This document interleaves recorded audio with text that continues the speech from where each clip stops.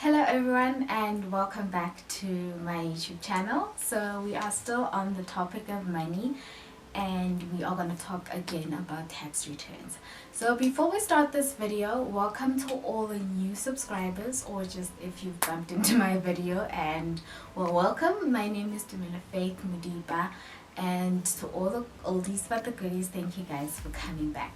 So before I start this video, I think it's important that I mention that none of my money videos constitute as financial advice, and if you need the services of a financial advisor, do get yourself in contact with one.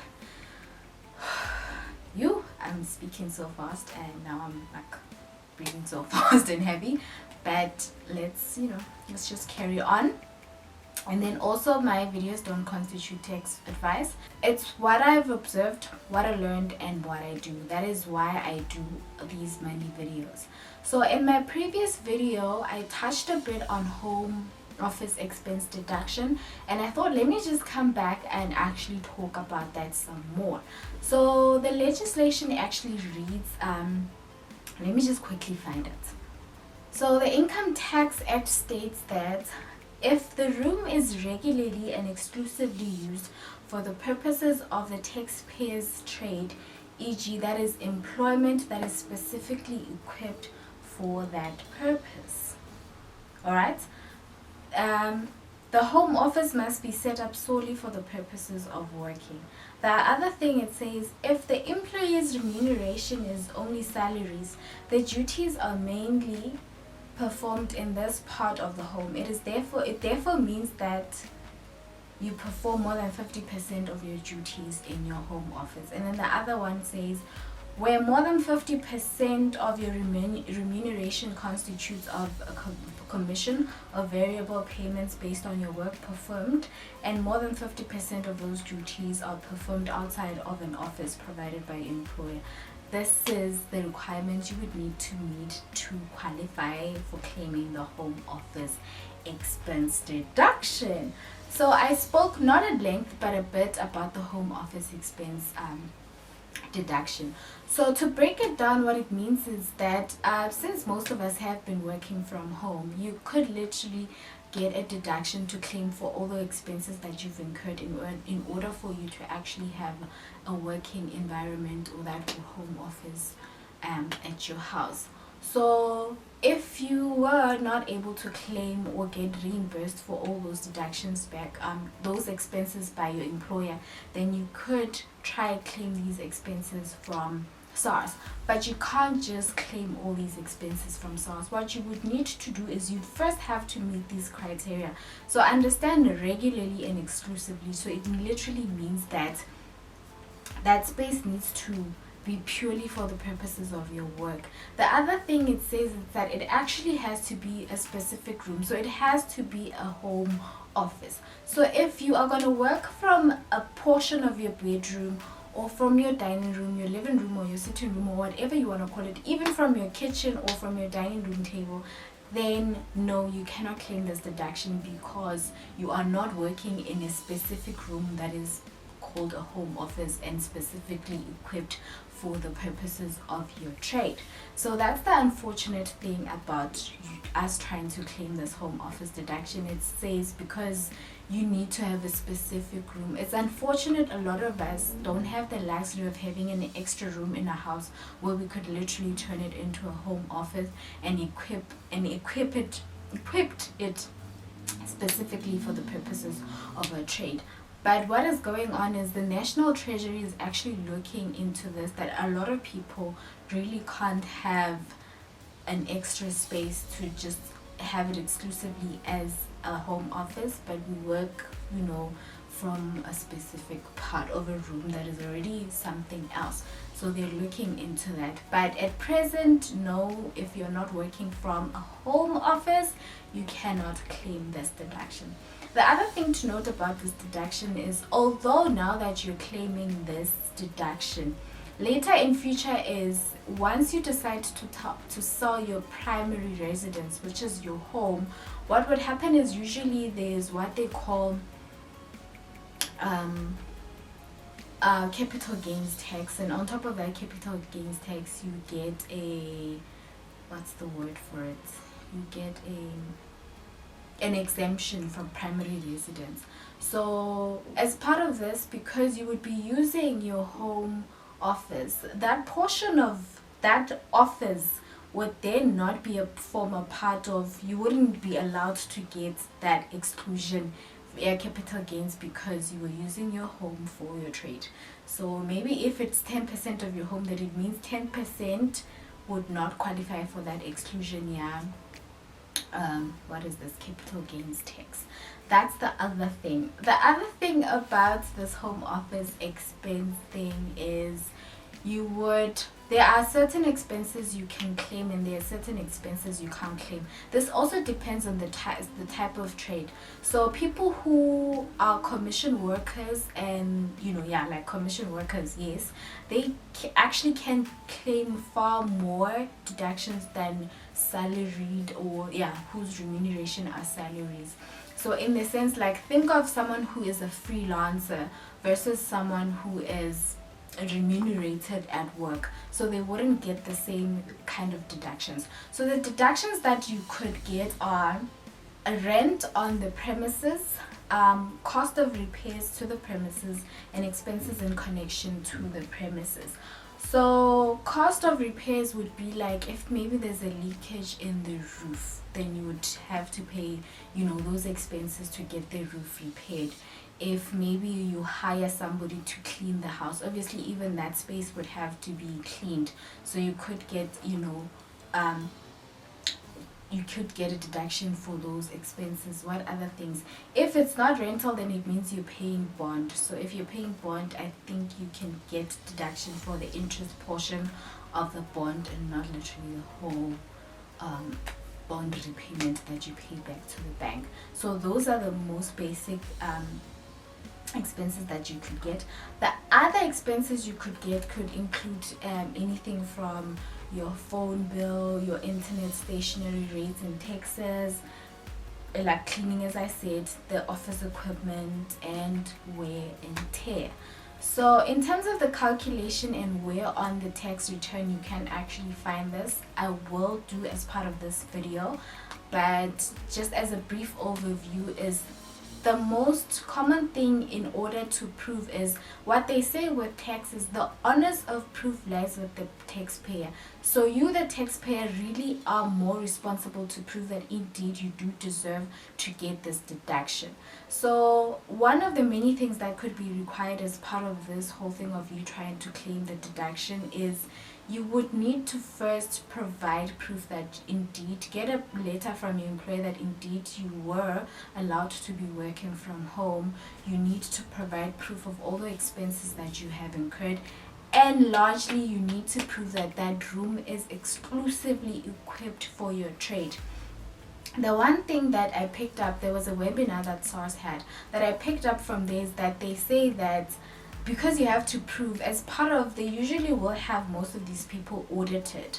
So as part of the audit process, what would happen is they would require all those documentations, like your slips and all these things for your purchases of all these things and paying for maintenance and everything. The other part of the audit was they would send a representative to your house to actually inspect that indeed there is a specific room and it is equipped and regularly used for your trade. So largely you have to prove. So from when the tax season started, right, the 2021 tax season started, what had happened was people actually did come forth to try and claim for this deduction. So the interesting thing that I picked up is they said that out of the people that actually came forth to want to claim for the deduction, 80% of them were selected for audit, right? And out of that 80%, a further 70% was actually denied the deduction because they did not qualify for the deduction. So like I said earlier, the onus of proof lies with the taxpayer to actually prove that it's their responsibility to prove that indeed they do qualify for the deduction. So I think that's just the most important part of it, is to actually prove that indeed you do qualify for the deduction, and after that, are you okay with everything else that's going to happen? If this is your home, will you be okay with not getting a part of your capital gains just because you've been claiming a deduction? Or would you rather forfeit the deduction now, so that in the future when you decide to sell your residence, then you would have you know, not get, if you would in future sell your home, are you then going to, you know, get all the benefits that come with all of that, and not just a portion of all those benefits?